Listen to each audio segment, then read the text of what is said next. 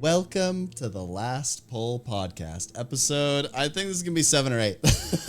I'm losing count already, okay? We've got Aezmodius and Cheese here. We're going to have a good time. We're talking about Endgame in Guild Wars 2. And I just realized that I also still have some music playing, which is funny, but don't worry, we will not get banned for it because it is Guild Wars music and they are nice and they would never, ever ban us, right? They would never. Imagine if you got copyright striked by Guild Wars 2 after you got partnered. I don't think they can do that. I think it's illegal. Anyway, it's off now, but it's Guild Wars 1 not music. like a badge of honor. Illegal. Yeah, illegal. You can't ban me. There's no way. But anyhoozles, we're here because, well, you know, I met Cheese through SG. I don't know how you just showed up Yeah, it was probably SG. Yeah, I think so. That was a while ago, years ago. Yeah, he just showed up, and then here we are. Yeah. And I Aezmodius, saw the stream. Yeah, probably. I don't know. Aezmodius I met through Void Lounge because people were like, Aezmodius can guide you. Like, you need the guidance of Aezmodius. And I was like, what are you talking about? And they're like, Chrono, God, Aezmodius will guide you to the kill. And I was like, okay. So, sounds like a cult. Yeah, something like that. So I ended up hopping in the Void Lounge Discord and getting that first LCM kill with you. And then the second LCM kill you filled for our Chrono Healer, and we ended up getting the kill on Wednesday. So figure this is a great crew to have for discussing Endgame in Guild Wars 2, specifically the Saryus fight, where we see maybe other LCMs going in the future, what we think about the current nerfs that just happened to Saryus CM, if we think that the difficulty level is good, bad, maybe a bit about the culture, the discords that happen, in-game LFG, all those good things that we talk about when we end up talking about Endgame in Guild Wars 2. So that's kind of what's on the docket for today, but you want to introduce yourselves? We can start with Cheese. Yeah, I'm Spencer, or Cheese. I lead my own Discord called Scuffed Raids. If you go to my Twitch, you can find the link there. It's open. Anyone can just kind of post LFGs there. Mostly we do hard content. I think I'm maybe best known for doing 24-hour streams of HTCM and Saryus CM at this point. But Yes. Yeah, I don't know. That's kind of me. I just lead endgame content probably pretty poorly. Not as good as Aezmodius. So You're too modest. What I about don't know, you, that's me. Aezmodius? Hey, I'm Aezmodius. I'm a teacher IRL, but I play too much Guild Wars 2. I frequent Void Lounge. I'm a mod / commander there. And then I'm also a mod in the TOFCM Discord, actually, too. So my Saryus problem is multifaceted. And I've been playing Guild Wars for probably, how long is that? Right around the launch of Guild Wars 1. So without Okay. aging myself, it's been a while. Yeah, shoot. Yeah, I've played Guild Wars since about 3 months after release of Guild Wars 1. So since I was like yeah, I'm about the same. early teen. And, you know, when I had Lara on the podcast, was it a week or so ago? We were talking about how we ended up getting it. I'm kind of curious now because this is a very big topic of conversation, apparently. Did you get in because your parents wouldn't let you sub to WoW? Honestly, half yes, half no. So I was actually listening to you and Lara's podcast, or when she was on yours rather, and your story and her story are oddly similar to mine, more yours, when you mentioned that an older brother or an older friend of someone that you knew was playing, let you play on their account. The same thing happened to me, and I still sometimes talk to that person. They're still in my orbit, but saw them play. I was like, oh, this seems cool. That friend group started playing, and it just kind of blew up from there. Yeah, I was, I think, 10 when Guild Wars 1 came out, and my older sister was playing it. And so same thing, like I just saw her playing it, and I was like, all right, this seems sweet. And obviously I was 10, so I couldn't afford a WoW subscription, so Guild Wars 1 it was. Yeah, and then here we are. I just never left. I really fell in love with Tyria, really. It's funny because I personally don't I feel like I don't follow the story that well. Like I just don't. But I've always just loved the environment and the art style and the I don't know. There's something about the vibe that Guild Wars gives off that just resonates well with me. And so I've always been a big fan. Obviously, I have the big merch collection and everything. And I never have seen myself playing any other MMO because of that. It's just this fits me for some reason. What did you think of Guild Wars 2 when it came out? As like a Guild Wars 1 veteran. Oh, that is actually such a good question. When it first came out, I was like, this sucks.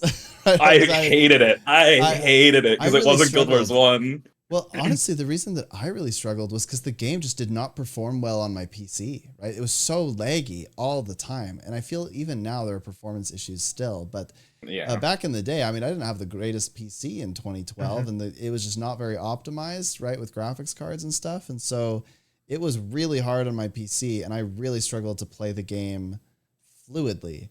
And so that frustrated me because Guild Wars 1 was so fluid. It was so easy, right? It didn't have those big lag issues and whatever.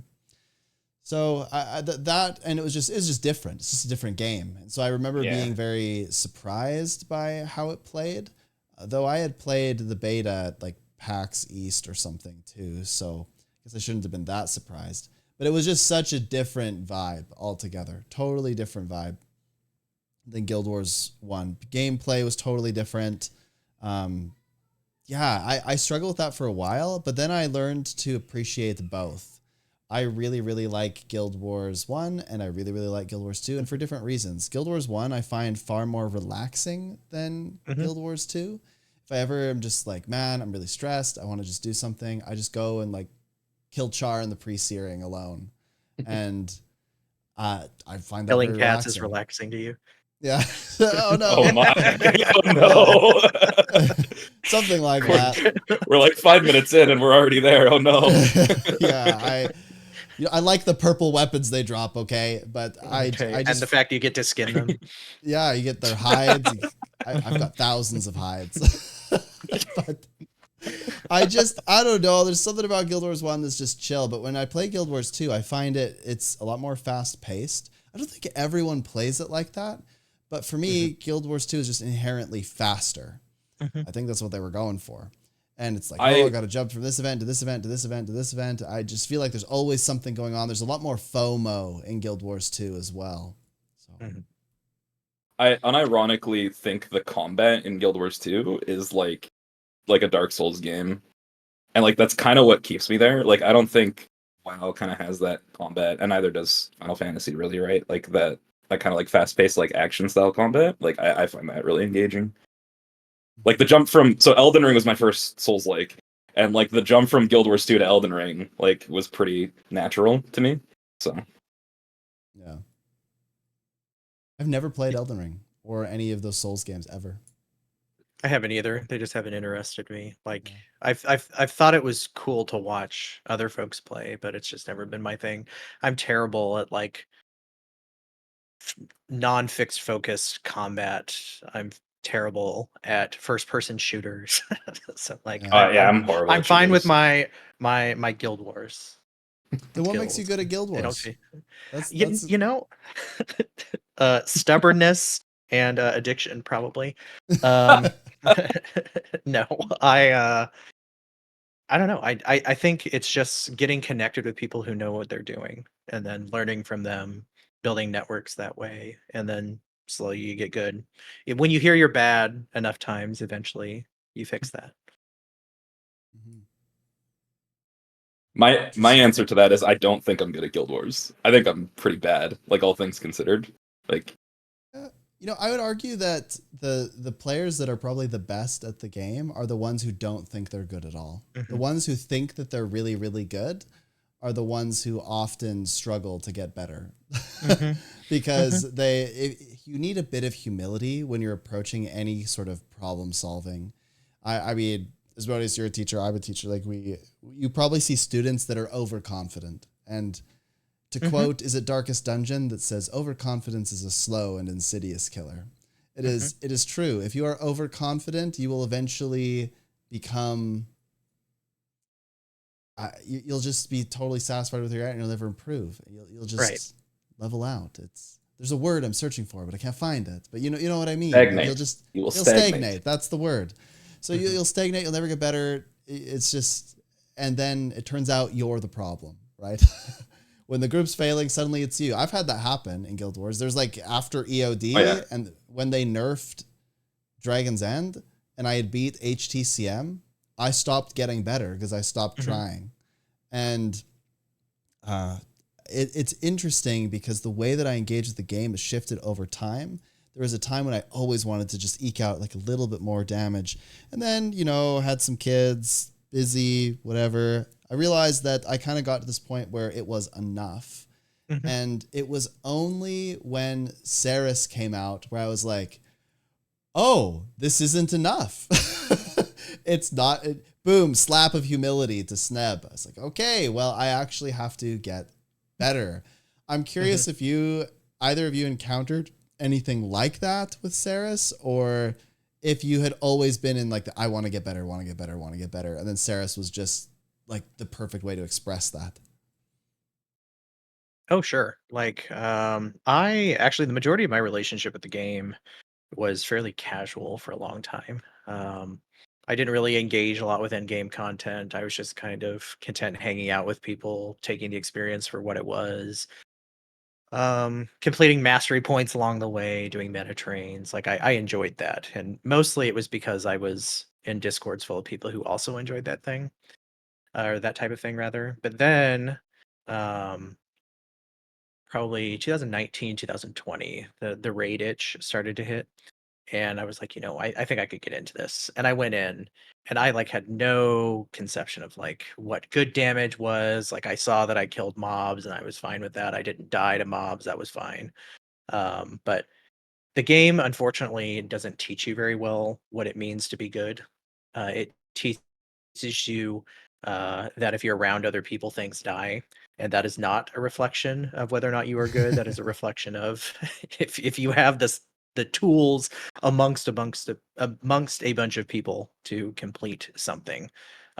So I was walked through that, told what was good, what was mediocre, what was poor, and just learned from there. And then went down the pipeline of raids and then strikes when they came out, eventually HTCM, and I burned out after HTCM. Started playing a lot of Guild Wars 1 after that because I was just like, I want to go back to comfier times. Yeah, simpler times where it wasn't so bash your head against the wall on something. And then when Saryus came out, like I of course played the expansions here and there. I was like, I'm going to learn about this.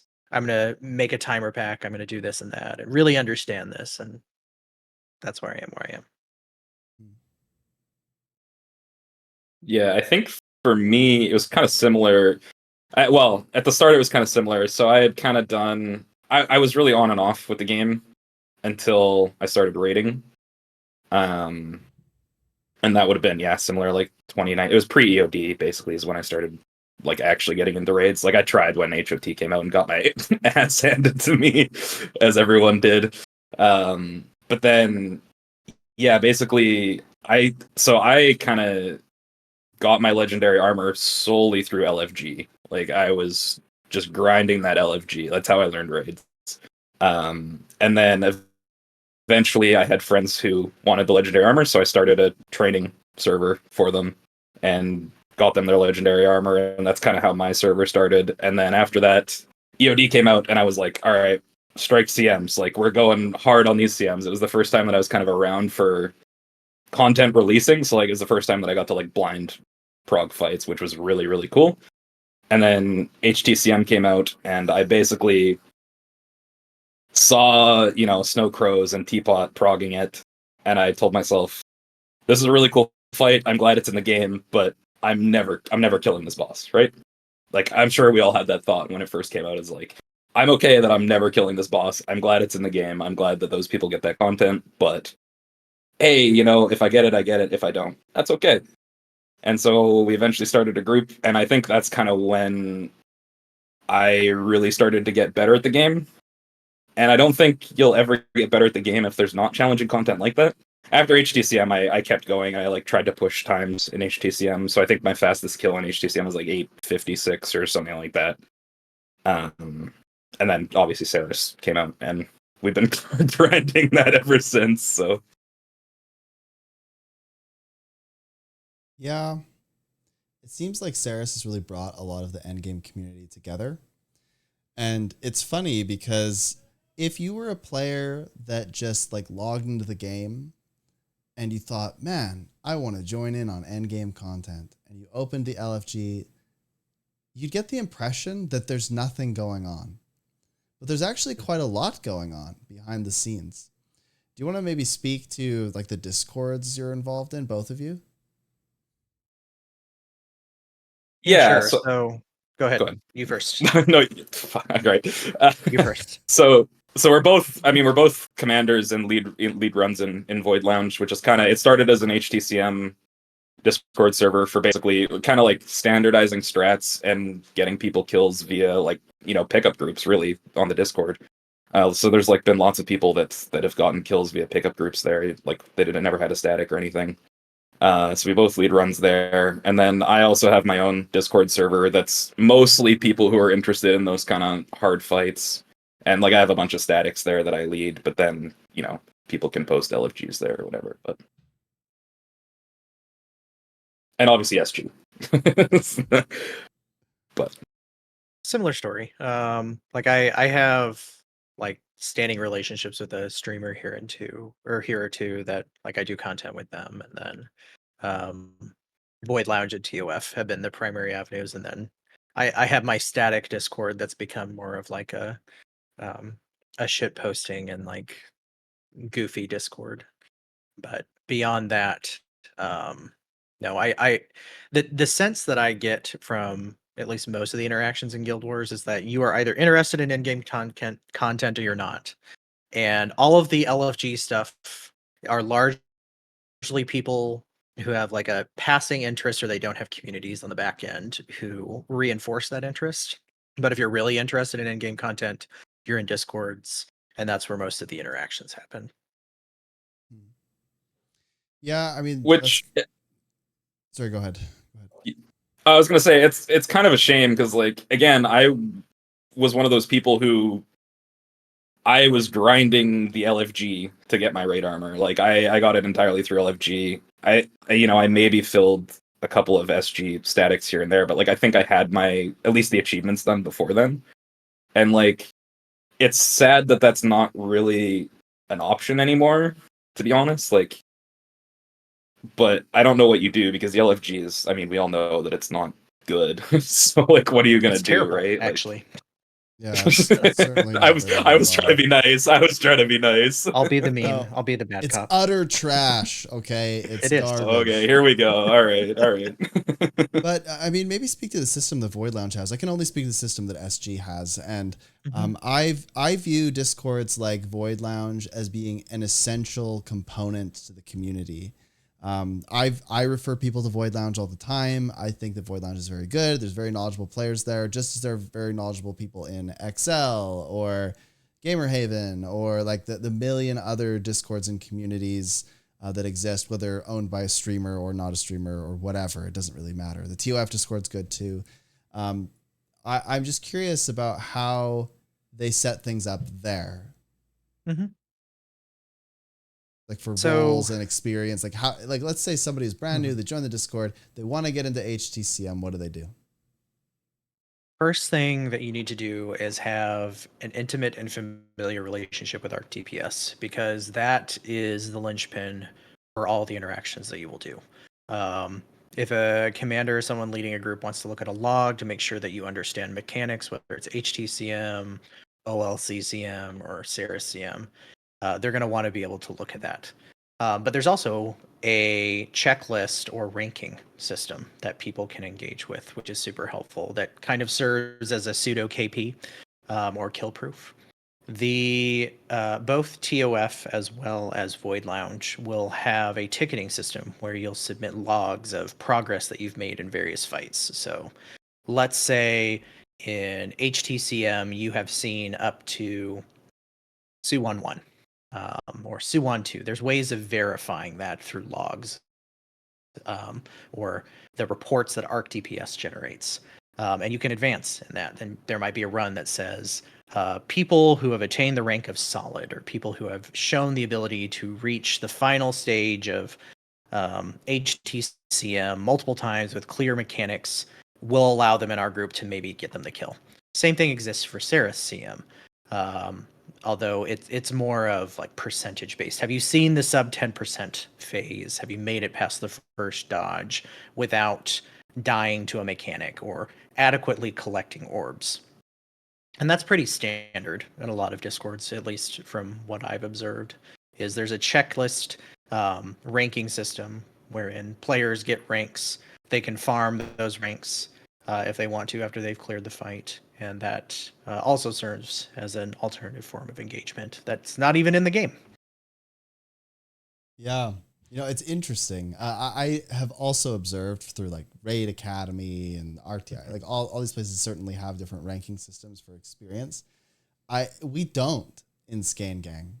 And I do think that makes us kind of unique. And I understand why people do it though, because we've very occasionally have a problem where somebody tries to join a group and they do not have the experience, but we go solely by the trust system. So we go, okay, well, do you have the experience or not? And they self-report. And if they lied to us, they are immediately banned. That's how we deal. That's how we deal with it.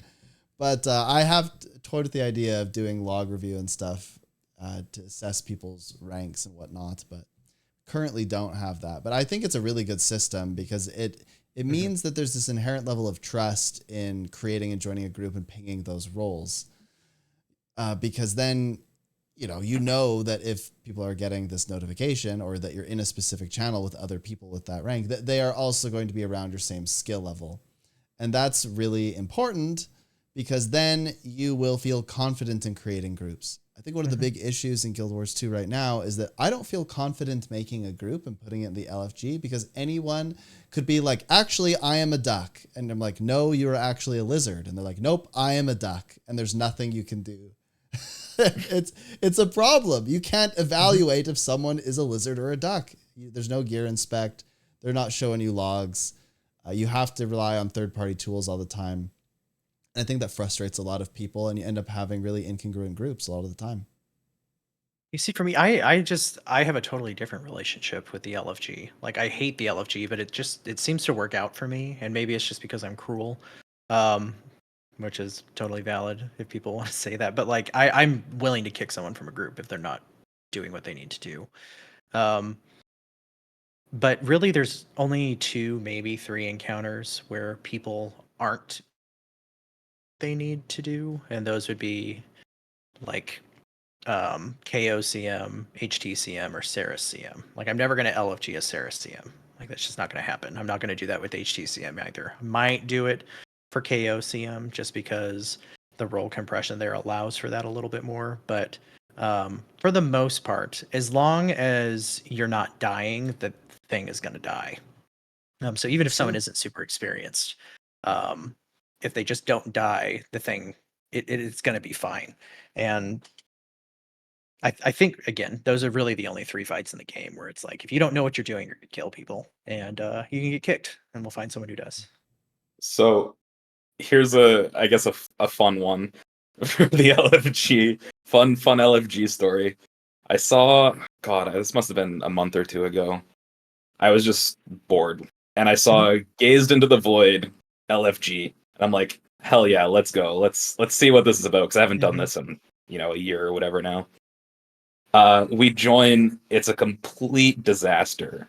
And one of the DPS players was on Berserker, which is already like, on Gaze of the Void, it's like, it's like, all right, okay. I see you can make it work. I think they're either Giga Chad or they know Listen, I see Streamy in the chat right now, and like, he's done more DPS than everyone on Bladesworn and Gaze of the Void. So like, I'm not gonna judge. I don't judge. But like, this Berserker was doing 2k DPS for Gazed into the Void, and I'm like, So we got to the third phase, and we didn't kill the eye. Mm-hmm. And Gaze into the Void, you're not CCing the other ads, for those of you who don't know the achievement. You don't CC the ads. So all you do is DPS the eye. And I was like, hey, we really should be killing this. And the commander said, oh, it's really hard to kill, like, in time before it eats one of the sanctuaries. So, it's like, what else are you doing? You're just hitting the eye. And, like, groups manage to CC and kill the eye all at the same time, no problem. And so, I messaged the commander, and I was like, hey, look, I'm happy to help. I will be here as long as you're doing polls, but, like, you're gonna need to make some decisions here on the squad. Like, you might need to make some tough decisions here, because there's a few people who aren't really doing what they're saying they're doing. And yeah, kind of back to Sneb's point, like, I guess the system in Void Lounge vets people for that at least a bit. But I think that taking out the anonymity of it, like moving it to a Discord server, I think you could keep Void Lounge similar to SG, where it's all self-reported, and I think the system would not crumble. I think it would still function, to be totally honest. I think both work well. Yeah, People I think severely underestimate the ability of people to be extremely nosy and find where your logs are, because even if you haven't put those logs up, someone has, and they are searchable. Oh yeah. I saw, sorry, going back to Gaze in the Void, I saw there was another log that was shared with me from Noro. He sent me a Gaze into the Void log where they killed it, and they had a catalyst doing 5k DPS. And, like, that person is now walking around with Gaze into the Void, right? Like, yeah, I don't know. Yeah, I think, I have a good Gaze in the Void story as well. Sometimes I join random LFGs and just try to help. And keep in mind, I'm certainly not the best player out there. I just do what I can. I'm probably mechanically better than I am as far as, like, DPS and boon uptime. But anyway, I do my best. Join this group, and this was before the recent buff to Firebrand, the cone. Anyway, we had a quickness Firebrand. Let's just say the boons were a little sus, and the damage was quite low. And we were not meeting the DPS check to get the title. We were not. And I eventually had to say, look, it's not going to happen. And one of the things that I think is really tough about these kind of encounters is I think a lot of people just keep throwing themselves at the fight because they don't recognize that it's just not working. Like, you're not meeting the bar. And in this current circumstance, we will never meet the bar. Just throwing ourselves at the boss over and over and over again, you won't hit the bar. And so you have to have this really awkward conversation with a random group of people, say, I don't think we're good enough to do this. And you use the inclusive we. You're not saying you're not good enough to do this. You say, our current team setup cannot kill this boss. It has told us this 10 times. When we died at 10%, and there you go. But it's so interesting because you have people that might have like 40,000, 45,000 AP or whatever. And so they're big veterans of the game. They really enjoy the game, but they're not hitting this bar, and it's clearly not transparent to them. They don't understand that this is happening. And I remember having very bad experiences doing that fight in particular because I always had to have that conversation with people. What do you do in something like Saryus when people are having, they're clearly not meeting the bar? What do you say to them? How do you engage with that? I think so, like, for the first part of the premise of your question, I'm going to, like, return with a question. How much AP do you get for getting Legendary Conqueror of Saryus? Ooh, isn't it like... Ooh, 0. Legendary is 0, right? Legendary is a big fat goose egg. But challenge mode is 10? Do you not get some for 10? Yeah. Okay. It's something really small for challenge mode, and then you get 0 for Legendary Conqueror. So, like, the hardest, like, capstone, most challenging encounter of the game, there's no AP reward. So like a Should be lot of the 1K, players that have, just to trigger all the achievement hunters. I agree. Oh, no. Imagine the fury on the forums. It's like 1,000 achievement points if you could get this, and all, like everyone is like panicking. They're like swiping fast, buying the. I have a story about this after, but I'll let Aezmodius go. Sorry, continue. Right. So like people can stay in the game for a really long time chasing AP and never once have to do anything particularly challenging. So I think that that's part of the reason why like longevity doesn't always translate into success or getting good, if you want to frame it that way.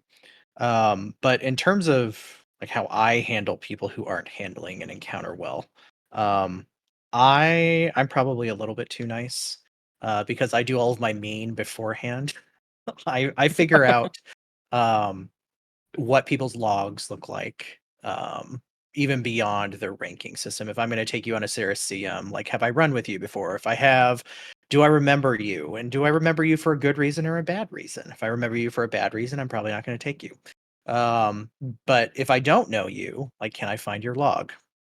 And did someone say that you have a rank attached to this log? If so, I'll sometimes trust their opinion. If not, I'm going to look at your log and start going down my mental checklist.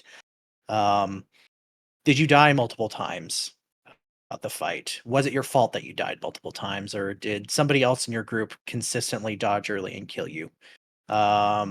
Are you during collects standing there like a statue? If so, that's a red flag for me. Or are you looking like a turd in a toilet bowl? If so, like that's actually a good thing.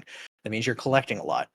So like I look for like specific mechanical understanding beforehand before I even take somebody, so that I don't have to have the tough conversation of hey, you suck, leave. It just makes it easier if you go ahead of time. And that's probably why Aezmodius's groups are more successful than mine on average. Yeah. Well, I mean, I like that you set boundaries, right? And I try to do this, but I often wonder if I do it if it's too formal, right? Like when I do this, particularly when I train people, and so this might seem slightly different, but when I train people, I bring them in and I say, look, I'm going to tell you exactly how you're doing. And I may have a filter, I may not at times. I may just tell you, yo, your damage is way too low. I'll try to be kind about it, but I'm going to be honest with you. And if you cannot handle that feedback, you need not be in the group. You will struggle a lot because I will give you constant feedback. If it's not something you're willing to accept at this moment, you're welcome to leave. And so then going in with that, people know and what to expect. And if they get upset because I gave them feedback, I've never had this happen, but I'd probably just ask them to leave. And if they won't leave, I'd probably just kick them because that's the rule that I'm setting. But it seems like a lot of people really take issue with this, not necessarily directly, like no one's ever confronted me about that. But I often hear that people dislike that commanders impose their own rules and regulations on the group. You have Create your own group about that? Yeah. Create your own group if you have a problem with it. Yeah, I mean that's obviously the answer. But like, so I've started when I do in-game LFG, even if it's for anything, like I've started putting like EXP only, all caps, like in my LFG listing. And you know, I'm never gonna ask for KP because it just doesn't work. Like it just plain and simple does not work. And so like I'll put EXP only, and then before we start polls, like this is for like even Icebird Saga Strikes, I say, listen, the LFG said EXP only. If you fail mechanics, you will be kicked. And I just say that straight up front. And then if somebody fails mechanics, I have no problem kicking them because like you said, the expectation was set like up front. So how are they gonna argue with that, But Yeah. I mean, I feel bad kicking people. Like obviously it's not like, especially if it's like a Void Lounge run or something and the person's just having a bad day. Like it sucks kicking people. It does. And like it's hard for commanders to do it too. Like, and I think that's something that people need to understand. It's not like people who are commanding runs are like, I'm purposely going out here just to ruin your day in particular. It's like, no, we just want to clear the content in the way that we want to clear the content. And unfortunately, we have different expectations than you do, and that's fine. But yeah, I know some people are very offended by that. I think a lot of it comes down to what the initial interaction is, right? like if you have an LFG where you're like EXP only and someone is falling a little bit short, as long as it wasn't like, I expect you to have killed this encounter, like enough times to like do massive DPS, do mechanics or whatever. You tell me that you can do that and you keep forgetting your green on Doom CM. I'm going to have a different interaction with you than if I'm like doing the same thing, but I don't expect you to do any mechanics and maybe you're falling a little bit short. I think kindness in your interaction with when you kick people matters a lot. Like there's a lot of aggro that happens that doesn't need to. And maybe this is just because I'm old that I don't care as much anymore. But at the same time, I do value my time. But like sending a little message that says, hey, you're falling a little bit short. Contact me again. We can do this run when you've gotten some more experience. And then kicking the person is a lot better than being like, oh, my FG, you suck. Get lost. Block. Yeah, and I would never do that. And I think 99% of like endgame players would never do that either. Like I've really never had a truly toxic interaction in like a fully like endgame group. Honestly, like at least towards me, me personally. Well, it's because you're a good player. No. Listen, I am living proof that anybody can get the purple title if they are willing to just grind it for a while. But no, I mean, honestly, like, especially if you're in voice, if you're in one of these Discord communities, like, people aren't going to be rude to you. That's not people's goals. Like, their goals is to just clear the content as efficiently as possible. And, if unfortunately you're not quite at that point yet, like, they're not gonna be nice to you. They don't want to be in that situation either. Like, I never want to be in the situation where I'm kicking someone. That sucks for everybody. Nobody likes that. So, yeah, like you said, like, how you go about that message is definitely important, for sure. I feel like I'm just... This is just such a... I always find this conversation so difficult because I want to be nice to people, but Dark Sneb arises, okay? And Dark Sneb wants to say, like, stop complaining, people, and just go get better at the game. It turns out that if you complain a lot, and you could just use that mental energy to just go and do whatever you need to do to get to the place you need to be to get into some of these higher KP groups or higher experience groups. And but at the same time, I do think that I can understand why people are frustrated, right? They can't get into groups because all the commanders basically have all their friends. It does feel very cliquey. But yeah, it's such an interesting problem. And I often wonder if other MMOs have this problem or if it's pretty unique to Guild Wars 2. For sure. So for me, I mean, I've never played other MMOs, so I can't really comment on that. But for me, the reason that it feels kind of cliquey, at least on NA, I don't know what EU is like either. I think that's a different ballpark. Like, well, they just require KP for everything. God. So on my alt account on EU, I had Voidwalker and like 2 mastery points. So it's like, it's very clear that I didn't buy Voidwalker because who would buy Voidwalker on that account? And I got kicked from an Icebrood Saga 5 for not having Bone Skinner KP while I had Voidwalker on. So that's a fun one on EU. But like on NA, I feel like it feels more cliquey because the community is so small.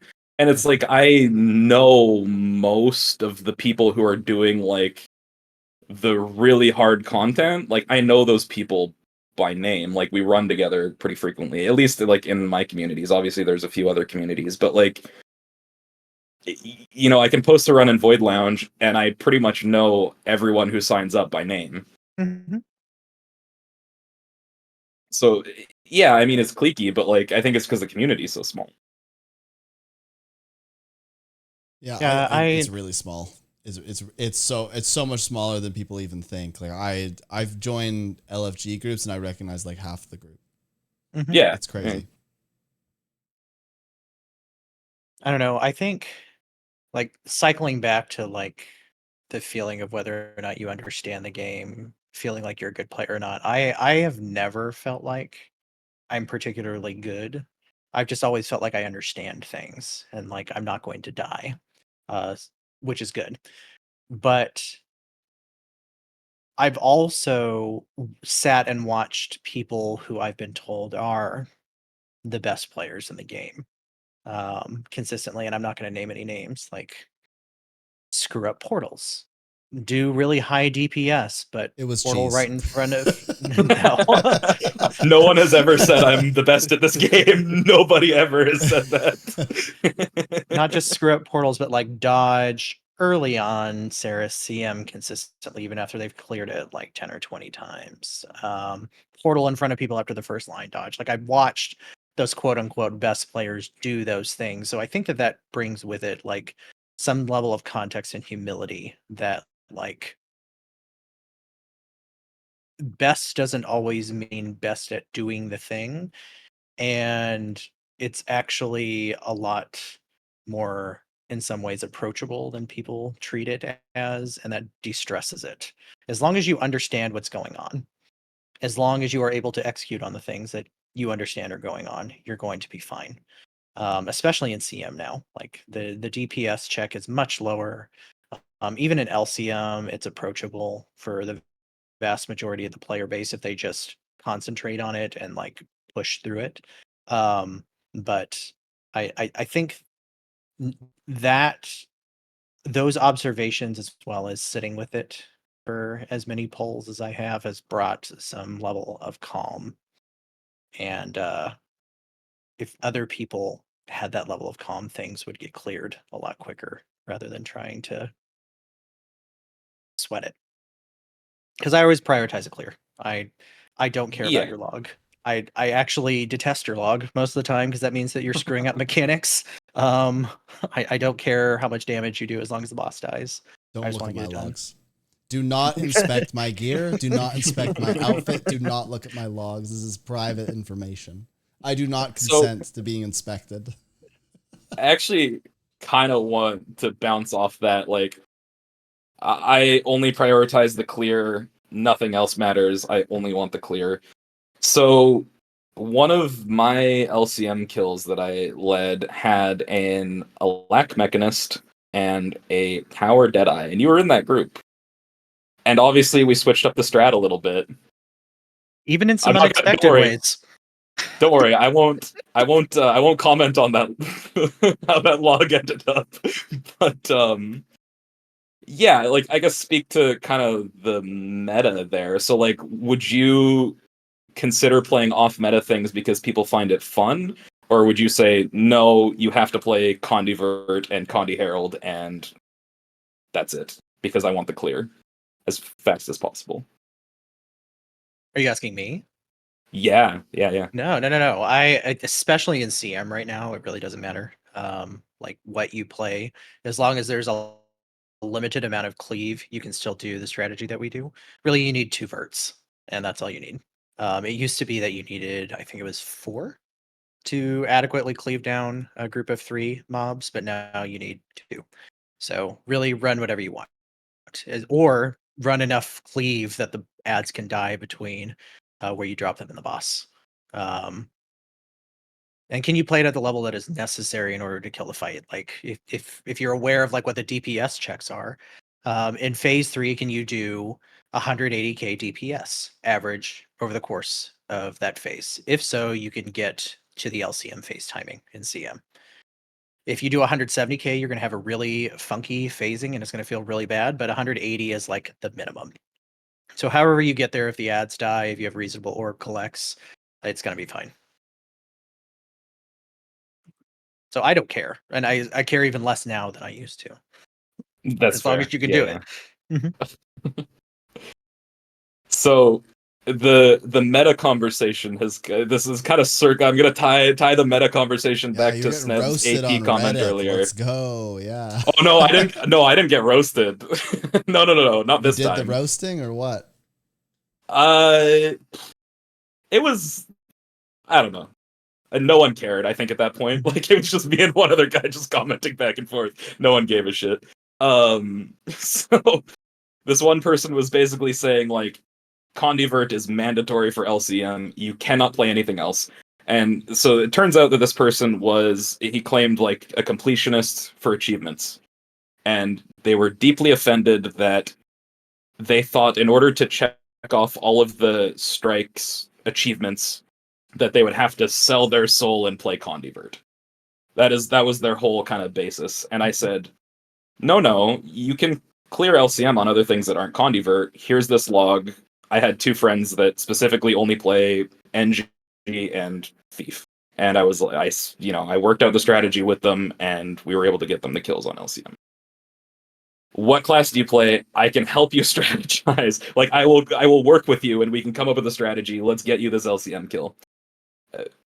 I'll give you one guess as to what they said to that proposition. I only play No. Guardian. Well, they said no. I will debate this a little bit because I kind of understand where they're coming from. If you're given it's not really a choice to these people. You're saying, they're saying, well, I can't really like do it unless I play one of these 3 classes. And you're saying, no, you could just make your own group and you can do this and this. Well, that's not really true, right? Like, it's kind of true, but it's not really true. Theoretically, you can make your own group. You can create a new strategy, blah, blah, blah, blah, blah, blah, blah. But if you're, let's say you're a mid-core gamer that can do this, but it's going to take some effort. Are you really going to sit down and try to create your whole new strategy? And are you really going to be able to find 9 other people who agree to do that? I think it's pretty difficult to find people that are going to be willing to do that. And so, in my opinion, I do think that having, there's advantages to having these strategies, but what it does do is it makes some players feel like, well, I don't really want to play Virtuoso, but I kind of have to if I want to do this. And the reality is that if you're a player who really wants it bad enough, you're just going to make a Vert and learn it. But if that bothers you enough, you're just not going to, and you're going to feel like you didn't have a choice. But I guess... Go ahead.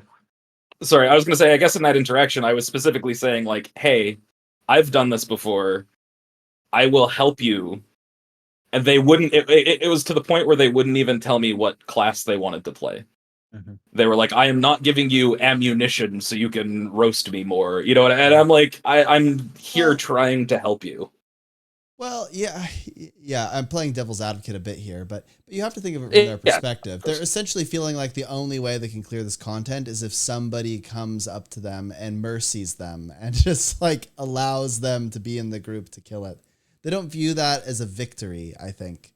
I think they just view it as being kind of carried along through it. Even if that's not true, I just think that might be the perception.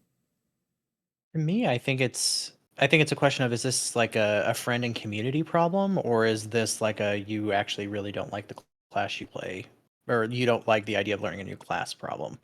Because if it's a friend and community problem, there's ways of solving that. Get active in Discords where people are clearing this. There's plenty of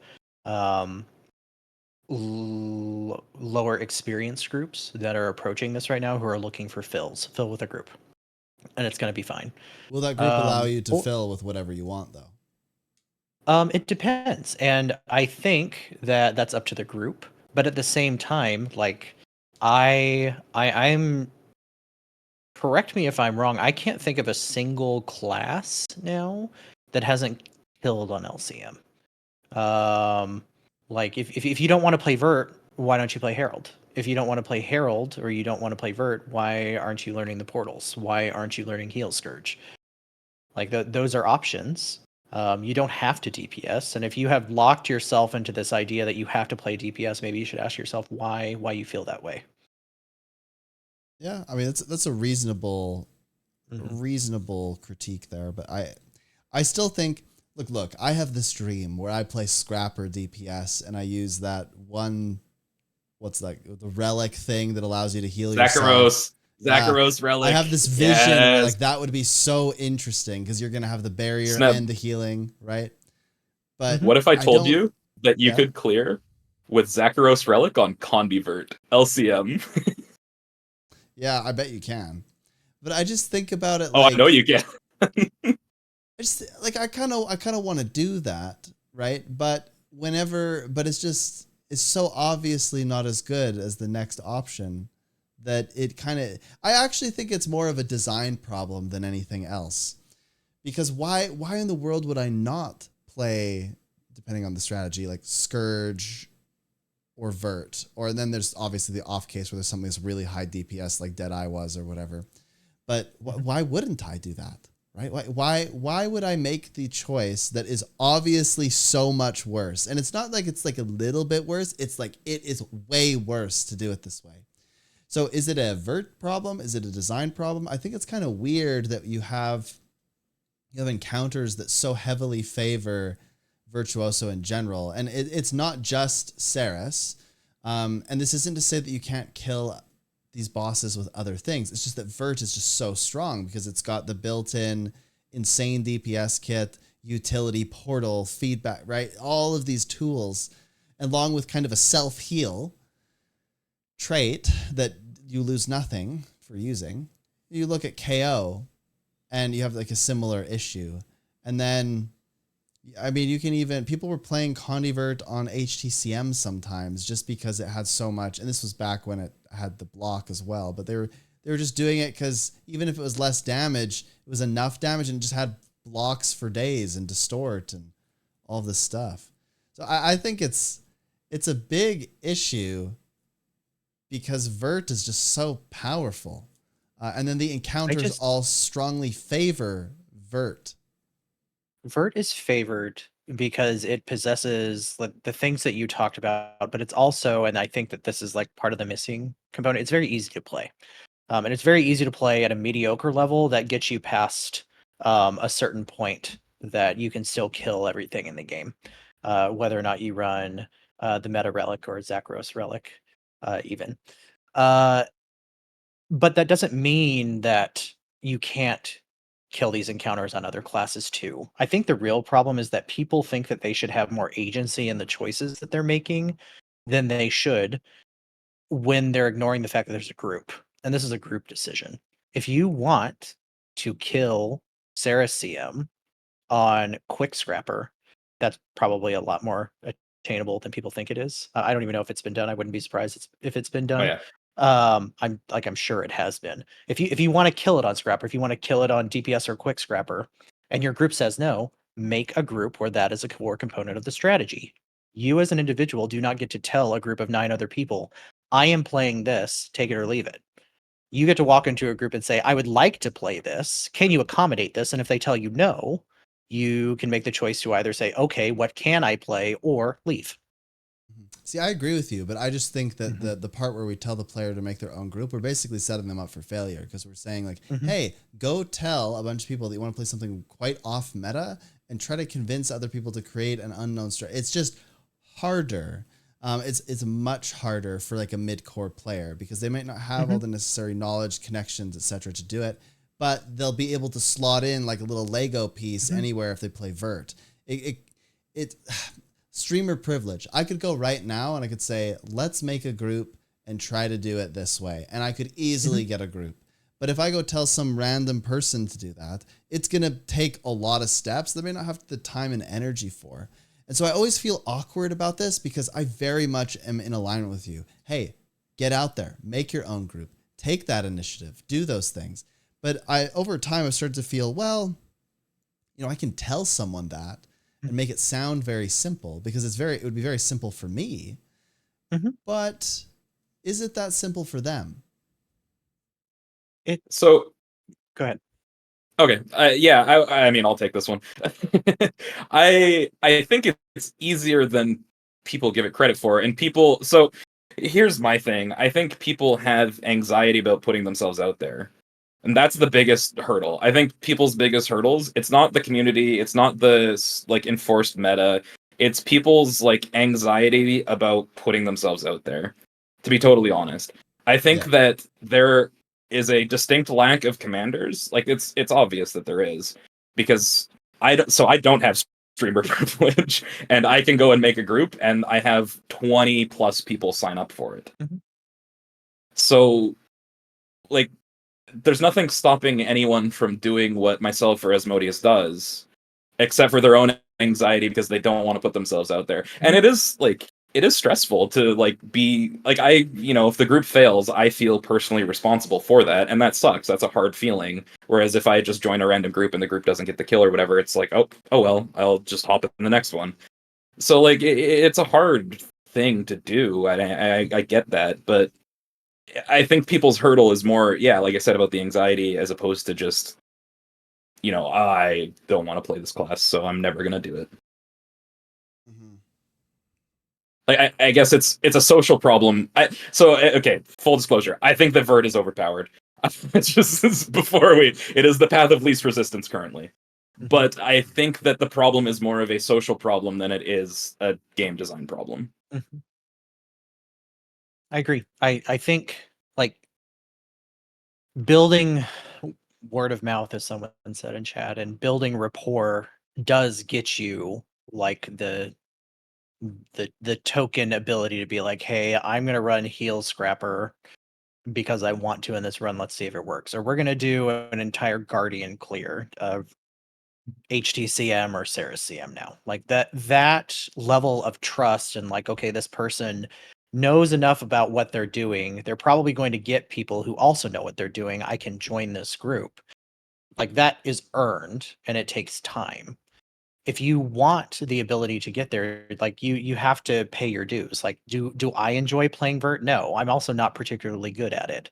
But I have played it enough. I have gotten enough clears on Saryus CM and LCM that like I know that if I said, "Hey, let me join your group," 9 times out of 10, I'm probably going to get in.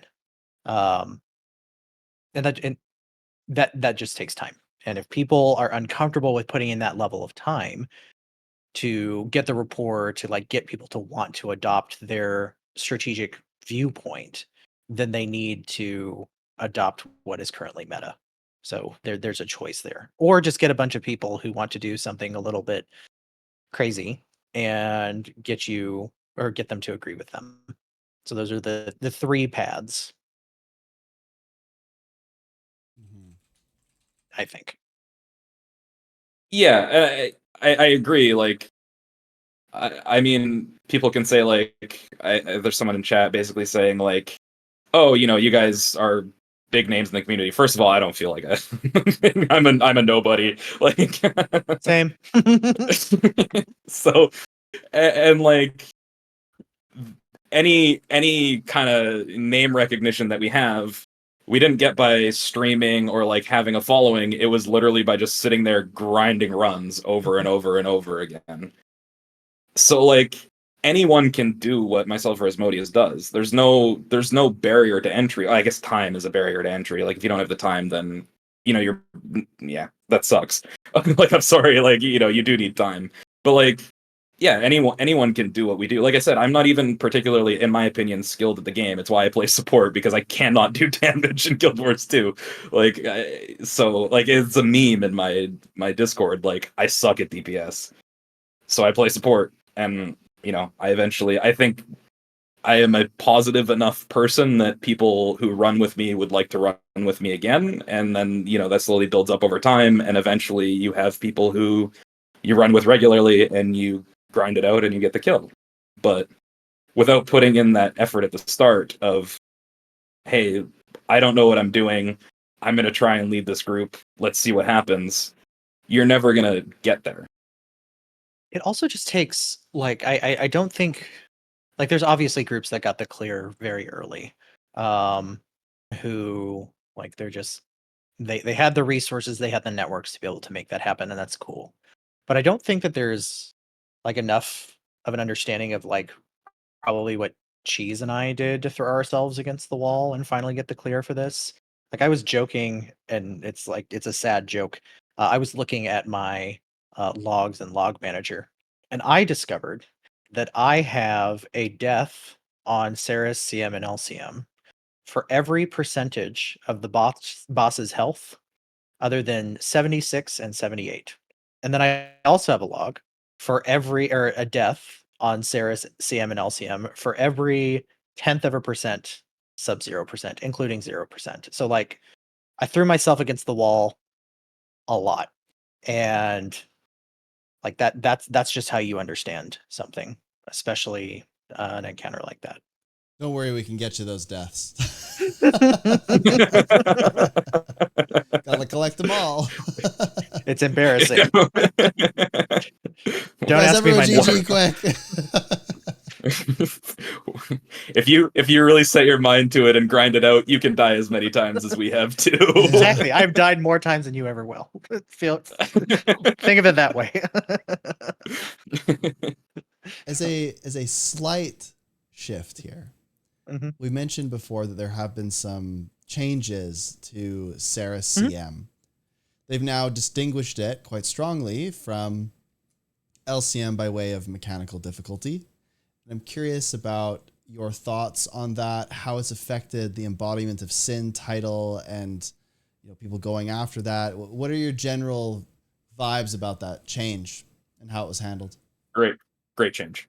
Love it. No further questions. Couldn't agree more. No, I think that the fact that the only difference between challenge mode and legendary challenge mode was health was not good. Obviously they didn't intend for the legendary challenge mode to exist when they first designed the encounter. So like everyone knows why they were so similar. But the whole idea of like 3 difficulty tiers and having 2 of them being identical mechanically, but there's a DPS check on the harder one is insane to me.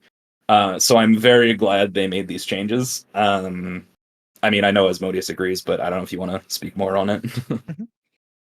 Yeah, I actually think that they nerfed it more harshly than I expected they would in many ways. Well, they nerfed it more than I thought they would, period, because I didn't think they were going to nerf it. But then, surprise, they did. I think that it has made the encounter, at least CM-wise, probably about 20% easier. I think it's made EOS probably half as hard as it used to be. And that's generally a good thing, I think, for approachability in the game. You can now walk into Saryus CM with a much lower skill floor and progress much quicker, which is going to feel better. I don't think it's going to take teams the 2 or 3 months that like HTCM sometimes took people anymore. I think it's going to be much more approachable. And for those of you who are unaware, the major nerfs that happened first, there are ads called malices that spawn during the fight. And I don't have an exact number on what their HP is, but anecdotally, I went in with a quickness and alacrity the day that this dropped. And I was able, with mediocre virtuoso DPS, able to cleave it down almost completely from about 80% the way out on the platform by myself, which was not a thing in the original encounter. So they have definitely less health. It's probably a fourth as much as they used to, but I can't say for sure. I don't know what the number is. Second thing that they nerfed is that the orbs that you collect, once they are empowered, so if you don't empower gluttony, if you do empower gluttony, which is key for embodiment of sin, they fall off after 3 minutes, which means the intense difficulty of EOS, which stemmed almost entirely of gluttony, is gone because those orbs are falling off substantially right around the 10% phase. And then another nerf they made is you no longer die to greens, you just down from greens. So as long as you approach those effectively or even creatively, like using an elementalist rebound or a mass res, you can come back from that. And there's a very limited penalty. And then the final thing that they changed, which is arguably the biggest nerf to the fight overall, probably not the biggest nerf to EOS, is once you are in the sub 10% phase, the boss is constantly pounding the ground because he's angry that he's about to die. And he used to get 3 stacks every 4 seconds. 3 stacks every 4 seconds. Now he only gets 2 stacks every 4 seconds, which is a 33% DPS nerf, which is just enormous. Especially if you have orbs or stacks of insatiable on you that are degenerating your health at a rate of 350 health per second per orb that you've collected. So like that alone has made CM much easier, and it's contributed to why I think EOS is about half as hard as it used to be. So I just want to comment quickly. I actually view I'm surprised that you're both so positive about this because because I agree with most of what you said. However, the one thing that I find quite frustrating is that they nerfed this without any consultation of the community whatsoever. And there were people, and not a large group of people, so I understand that it is a very, very small subsection of an already small community. But there were people that were grinding this thing for weeks, months even, trying to get the Embodiment of Sin title, and they viewed it as the most prestigious thing, right? Like it was a big deal. And they didn't tell anyone. They just, it was just one day it was gone. That was it. It's over. You can't do it anymore. It doesn't exist in the game. So the title's but the title's still not free though. Let's not. It's much easier. Don't get me wrong. It is much easier, but it's still not free. And I'd say it is a harder mechanics check than LCM, but obviously the DPS check is irrelevant. And I think, I mean, the intent of it was never meant to be harder than Legendary Challenge mode, right? Like that's pretty obvious because like what I'm hearing, but I think it's close. I think they're similar. I think what made EOS so hard initially was the fact that you could not run the same comp as you did for LCM. So people had to relearn the entire fight from the ground up on a different class. In terms of it like being more difficult than LCM, it probably was a little bit more difficult, but it's kind of an open question of whether or not you think a DPS check is harder than having to do greens. So I guess for me, the gluttony change is the most interesting one because that to me, you know, the other ones it's making CM more accessible, but the gluttony change is specifically a nerf to Embodiment of Sin, and it's really not a nerf to the standard CM. So that one is interesting to me and kind of gives us a lot of insight into what the devs are thinking, and that's that the Embodiment of Sin title shouldn't be as hard as the Legendary Challenge mode title. Which I agree with, for what it's worth. Yeah, I also just, I don't know, maybe it's my anti-elitist attitude. Maybe it's my, like, not giving as much of a shit. But I don't think that ArenaNet should have to go out and talk to 100 people who are actually trying to prog this right now, which by my count, I think that that's probably a reach that 100 people are progging EOS right now, and ask them what they think about a change. Like that's 100 people out of the hundreds of thousands that play the game. And prior to the nerf, not even 100 people had cleared EOS. It was nowhere near that because a bunch of them were alt clears. So probably closer to 50. Many of them came from the same teams and re-clears. So like, take that as what you will. Like it was still an accomplishment, but like clearly, you don't think that it would be nice if they just said, "Hey, folks, just so you know, in about 2 weeks, we're planning on changing this fight. We don't have details about how we're going to change it exactly, but we have decided that we're going to update it. We know some of you have teams that are currently progging it, but just be aware that it will be changed." You don't think that even that would be just a nice tip of the hat? Sure, but like, why? Like it just to show some goodwill to like 100 people. I don't know. Okay. Yes. maybe I don't know. This is gonna be. I'm not hurt by it. This is gonna be a hot take. I think that if they had said that, then the people who are currently progging it would stop progging it. And it's but that's I don't know. No, but it was fun though. Like I don't know. Like I don't know. It was so much fun. Look, my opinion's really. I just think it would be nice to have a front-facing community manager that's like, hey, notice that there are this small group of people that are going after this, and we know that some of you want to beat it this way and that you're very close to beating it this way, but we're about to completely change the fight and make it way easier, and that might affect your perception of the encounter or whatever. We just want to give you a heads up that it was not intended to be this hard. We're going to change it. So if you want to beat it how it is, you've got 2 weeks, right? That's a whole other issue, right? Like they don't have a community manager. And I think if they did, it would be their job to do that. And I think that's why it's such a big issue to me. Yeah, no, they should definitely have that. And maybe they can use some of probably millions of dollars they made from the bikini Bikinis, The swimwear to swimsuits. Do you know hire that there's one. an invisible buff where you actually deal more DPS if you're in a bikini in raids? It's insane. Damn. I know that there's an invisible buff that makes a chalk infusion disappear. So I Whoa. don't. Maybe that's related. So Could be. back to EOS before we Sorry. completely derail here on swimsuits. My hot take. So I mean, everyone who was progging it had the suspicion that it was going to be nerfed at some point. I don't think you start progging that fight thinking this is going to be left the way it is. Everyone who was talking kind of assumed that it was going to be changed at some point. We didn't really know when, but so I was in the middle of progging it. We got into 10% a few times, and my hot take is that it was very fun while it lasted. Don't get me wrong. It was very fun, like completely relearning strat, and like the groups who are going to clear it now, shortly after the nerf, are the ones who were progging it. Because I hate to break it to you, but the greens with the double walls, it's kind of fucking hard to do. Still sucks. Like it's still not easy. It's still not easy. So like if you're going into EOS now thinking this is the same as a CM clear, I'm just gonna go in and one pull it. I have very bad news for you. You are going to feed to greens still. So the groups that are killing it now are still the ones that have been progging it. It's not like that prog was wasted.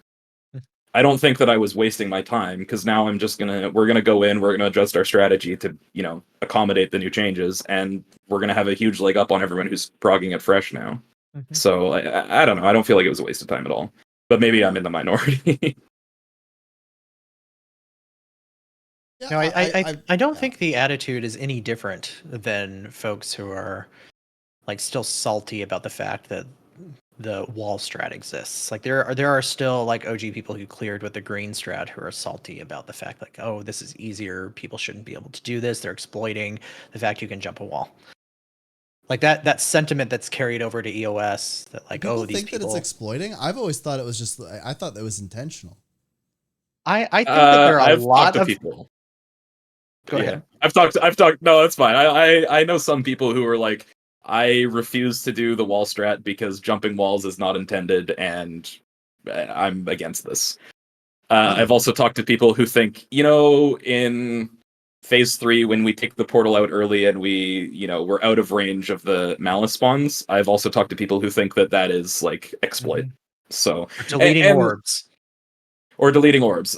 People are always going to clear the fight the best way they know how, and then they're always going to set the legitimacy bar right below however they cleared the fight. It's just that's just what's going to happen. It's stuff you let go of in your 20s. Or it's stuff that you leave in your 20s rather, and once you're 30, you're like, okay. Time to delete orbs. God, I know what I'm doing I know what I'm doing for my 30th birthday. I'm just deleting all the orbs for my 30th birthday. There it is. Yeah, I think that this kind of content moving forward, I'm curious what your expectations would be from a CM and LCM from something like Wing 8. Because I think Saryus was pretty successful, even if it was for a very small subset of the community. I think aspirational content is always kind of good because even if you're not someone who's going to do it, you might be somebody who's going to get excited about the game because you see other people doing it. You see this a lot in communities like the old school RuneScape community. Am I ever going to do the fight caves? Probably not. Like Inferno mode, I'm probably never going to do that. Did I watch the hell out of people doing that? Yes. I thought it was really interesting to watch people do that. And I think that having that kind of very difficult aspirational content has value, even if it's not clear that, or even if it is clear that a million people aren't playing that encounter. Maybe it's several thousand, right? So what are your thoughts and expectations for something for Wing 8, CM, LCM? In terms of difficulty, or just in terms of like what are you hoping for in terms of difficulty, in terms of mechanics, in terms of coordination required? What are you hoping for?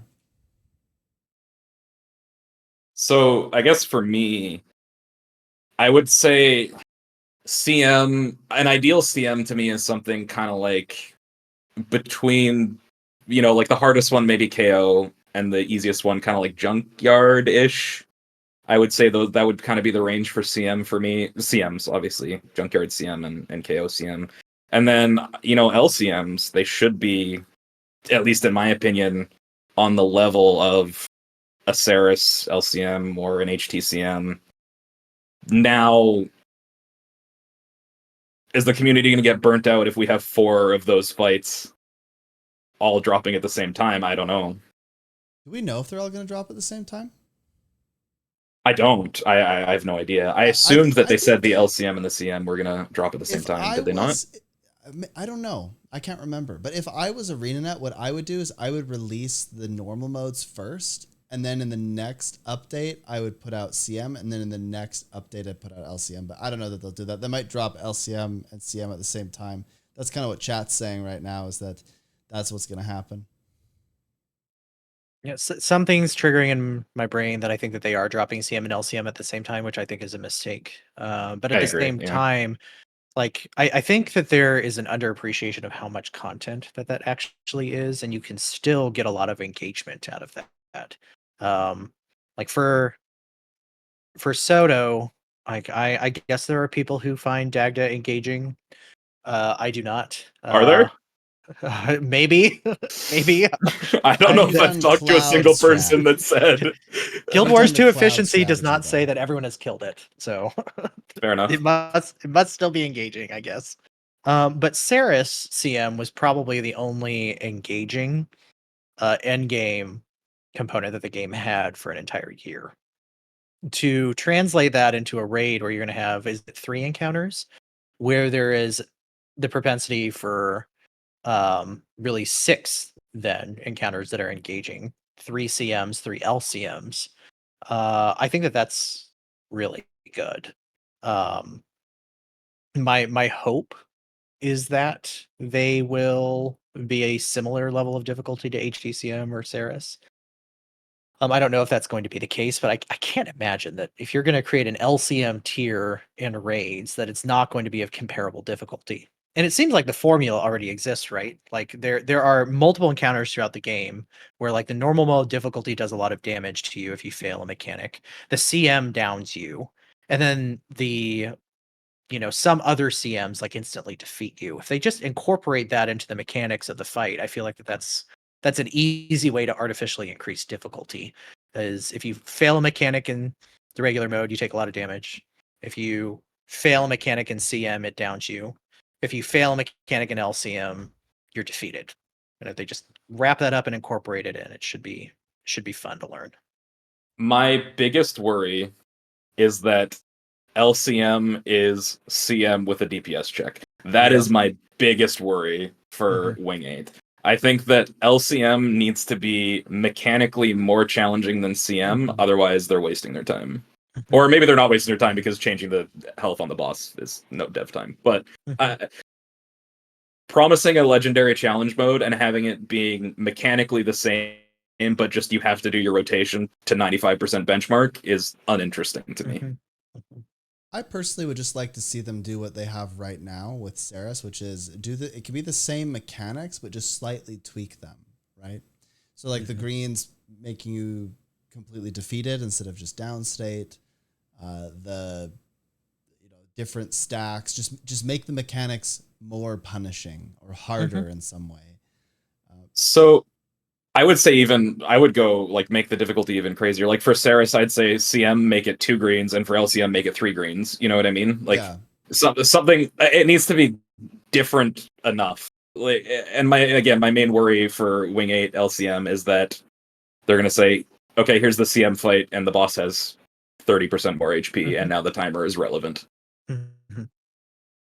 Yeah, I'm really hopeful that they will make them different, because if they're not distinct, I do think it's just kind of like, well, I'm just doing the same thing, but pressing my buttons harder. But maybe we get Go ahead. I was just gonna say, I was just joking. Like maybe we get a fancy colored title for pressing our buttons harder. You know, a rainbow button masher title. Let's go. Yeah, no, my hope is that it seems like that they are listening, at least in terms of difficulty and issues with the fight, and maybe the communication's a little bit lacking. Um, but I mean, I'm still excited to either watch and or participate in a race for world's first on something. That's not something I've watched before. I've never participated just because I don't know. I don't feel like I'm to that level. But maybe this time we'll try. It's going to be really interesting to watch if it doesn't happen over the course of a week because raids reset. Oh, hold on, he says. Uh-oh, can you hear me? Oh no. We can say whatever now, and he can't stop us. We're unleashed. We are unshackled. Can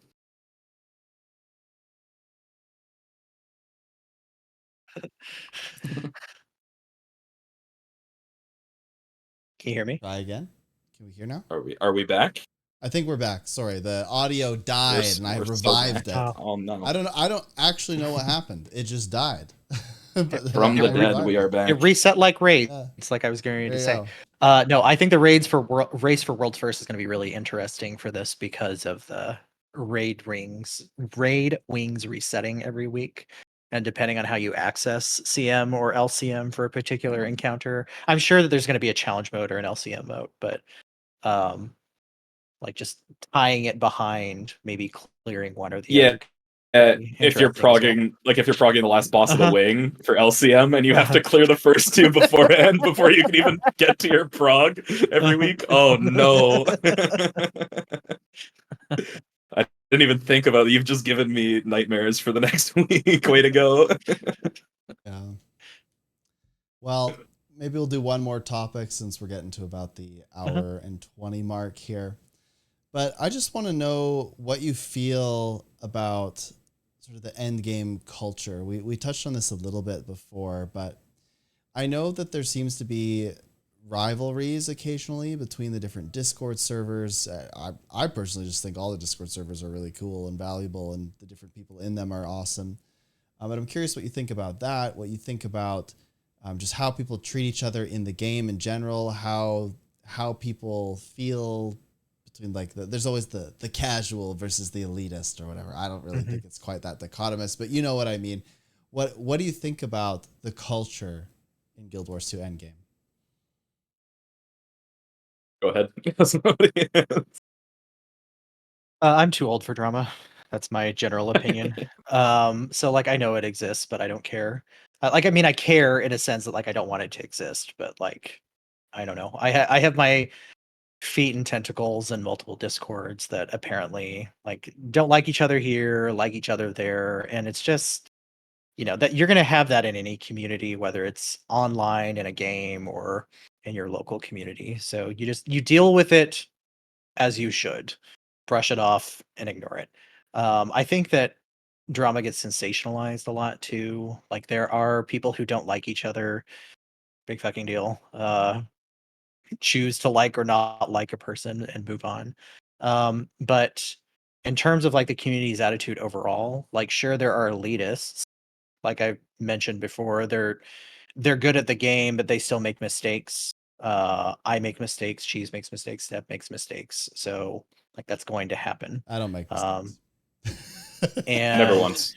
Every the second error is a calculated display to teach the community. right. That's the elitist big brain right there. No, and then the second is that's too small. And I think a lot of that is because people don't think that they can do something. I am here to tell you, and I think based upon what Cheese said earlier, that he thinks if he can clear an encounter, so can you. I feel the same way. Like Saryus CM specifically, if you understand mechanics, if you can do decent DPS or play a decent boon DPS or understand the mechanics behind your support class, you can clear it too. It's going to take some time, but you just have to put in the time and get 9 other fools who agree with you to put in the time. So I don't know. My take on the community, this might offend some people. I think that there are elitists I would say that they are few and far between. Most people who I guess would be labeled that way are legitimately trying to help you, to be honest. Like, if I go into a raid and someone's doing 2k DPS and I say, hey, look, you're not quite there, I can help you after, but this isn't the run for you. Like, I'll DM you after. They get upset about that. And I think it's a tough one, because, like, what are you going to do? They have no feedback in the game, and they need to go to an external Discord. They need to download Arc DPS, and they're going to get kicked from the raid, and they're going to say, wow, that guy was a jerk. I'm never going to try raiding it ever again. But, it's kind of a difference in expectations. In terms of drama, I love drama. I'm a drama queen, so I'm like the exact opposite. I want to know who's got fingers in which pie. Like, I'm all over that. But the community is tiny, right? And if you're not pulling your weight, or if you're causing social problems, word gets around, and you might be exiled from the community, or not exiled, but people are gonna try. You can and be pretty much exiled. Yeah, well, there are can. people that are banned. Like, if you play raids on NA and you get banned from Raid Academy, Skane Gang, XL, Void Lounge, you basically can't play anymore. Like, you have been exiled from every major raiding community, right? Like, you're gonna be in big trouble. There's like nothing you can do. But that's a social problem, though, right? Like, if you're getting banned from all those communities, that is a social problem. That's not like a you did low DPS problem. Mm-hmm. And I think speak for yourself, I'd ban all the low DPS players, but so I guess it's kind of a weird one, because it's a game that you need to play with 10 other people if you want to clear content. And I think the biggest thing that stops people, if you're getting exiled from communities, or you're getting banned from these communities, or if you're struggling to find people to play with, I legitimately would turn that reflection inwards. Because again, I'm not the best at the game, but I just feel like I have a generally positive attitude. I can keep people engaged, and people seem to want to come back to my runs because of that. And I think it's entirely a social issue if people can't find groups, to be blunt. For me, at least, I care far more about the kind of person you are than I do whether or not you have mastered the ability to play the game. So if you have not mastered the ability to play a certain aspect of the game, like, maybe you can come back later. But if I find out that you are a terrible person for a list of reasons, that's my way of exiling people. And that largely stems for, I don't think I mentioned this at the beginning, like, I do teach, and my field is politics, and based upon my rainbow hair and being a queer person, you can probably guess which way my politics leans. I have a very low tolerance for people I find out are on a very bad side of things, or they've supported people, both in game, out of game, politically, who are just terrible. And if I find that out, probably won't even be a conversation.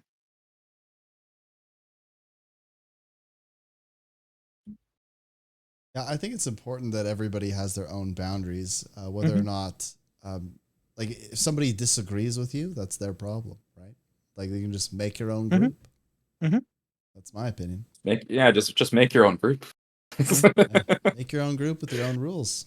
Mm-hmm. You disagree. You don't want to clear with the gays, that's okay.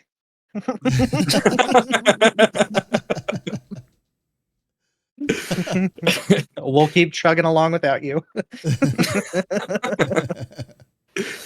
But yeah, happy Pride. On that note, I think people who think that the community is gatekept in any way, shape, or form are entirely self-defeating.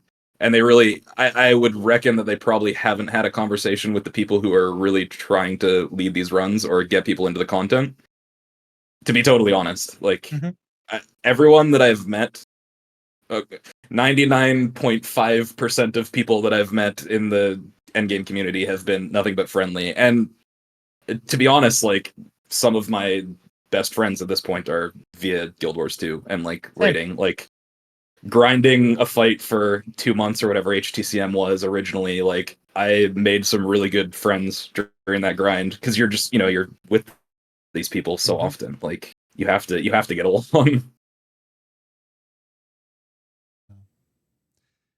Any hoozles, I think we're kind of a decent place to end, but I super appreciate both of you coming on here to discuss these things. I think that a lot of times people think that they can't approach somebody who's in the raid community. They think we're like unapproachable, but I'll just give a big shout out to both of you. When I went into my desperation mode and I was like, I must get more practice on Saryus LCM. Both of you were great resources. Both of you helped me immensely. Let me join your runs, etc., etc. And you know what? That meant a lot to me. But I know that you wouldn't do that just for me, that you would do that for anyone who really put themselves out there and wrote desperate pleas in your DMs, right? Like people, if you want to access some help for raids, it's really out there. I get this. I kind of want to conclude on this. I get this a lot. People say all kinds of things about me or my community. They make all kinds of assumptions or whatever. They think I'm inaccessible. They think that they can't talk to me. If you really want to connect and you want to ask me a question or whatever, I don't get that many DMs. Like you could just shoot me a message and just say, hey, Sneb, blah, blah, blah, blah. And you know what? If I am busy, I'm just going to say, hey, I actually know someone that can help you, right? Go ask the question here. I may redirect you, but I won't completely ignore you unless I have an ADHD induced, like, holy crap, I read this, then completely forgot it to respond. But you could just DM me again and I may respond that time. So yeah, I think we're more accessible than you think. And I really believe that the raid community, for the most part, just like any community, is full of a lot of people who are just enjoying a hobby. And if you express interest in that hobby, they'll jump to help you. I think just kind of jumping onto that, I think the community is much too small for people to have big egos. Like just straight up. Like if you have a big ego, people just don't want to hang out with you. Like it is just that simple, right? Like Or at least all the people with big egos hang out together. or that, yeah. Away from the rest of us. They will not bless us with their presence. Yeah. No, we're not good enough for that. And with that said, if somebody wanted to bless you with their presence or DM you or find you, how might they do that? Yeah, like I mean, we both said we're both commanders on Void Lounge. That's discord.gg/Void Lounge. Easy enough. I run a raiding server. If you're on my Twitch, you can scroll down. There's a link there. It's open to anyone. Anyone can join. Yeah. Yeah, so I don't stream. If you want to follow me, I might stream once or twice in the next year. We'll see. So you can DM me on Discord. You can DM me on Twitch. You can come to Void Lounge and hit me up in one of my LFGs. Send me a question if you have one. I'm pretty open to answering any question I get. Okay. Awesome. Well, thank you both again for coming on the show. This has been the Last Poll Thanks for having us. Episode like 7 or 8. I don't know. We'll see. It'll say in the title who's keeping somewhere. count? Who's really keeping count? Once we get to like 100, then it'll matter. Yeah, I can only keep count of your DPS numbers, Snib. That's it. Yeah, just Nothing no else. inspecting my gear, please. No inspecting outfits. No looking at the logs. All right. Thank you guys so much for being here. And until next time, we're out.